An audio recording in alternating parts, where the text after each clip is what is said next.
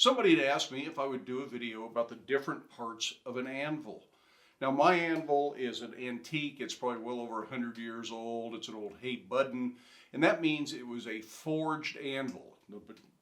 The body of the anvil is made out of wrought iron.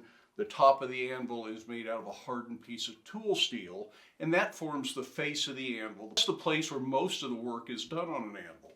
However, this little step here that leaves a shelf or a table is not hardened. This is the only part that's hardened. This little part is just the regular wrought iron that's underneath here.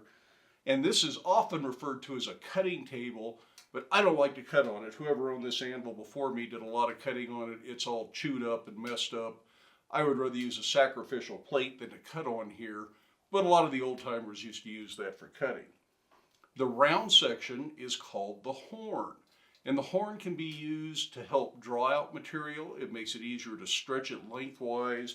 It can be used for controlled bending, like making scrolls or rings, things like that. Lots of different options. There's no one right use for any of the parts of the anvil. Whatever works best for you is what you should use. Most anvils have one or two holes in them. The square hole is a hardy hole, and it holds a hardy, which is a cut-off tool, but there are lots of other tools that go in there, sometimes also referred to as hardies, even though they have their own names, such as a swedge. This is a little cone mandrel. There are all sorts of different jigs and dies and things that you can put in the hardy hole, and it's just a good way to hold a tool while you're at the anvil. The round hole is referred to as a Pritchel hole, and it's generally used for punching through a piece of material. So named because of the Pritchel punch used to punch the holes for the nails in a horseshoe. Even though the sides of the anvil are not hardened, sometimes it's still useful to work over the edge. If you're trying to work a corner, you need to work on the face and the front side of the anvil.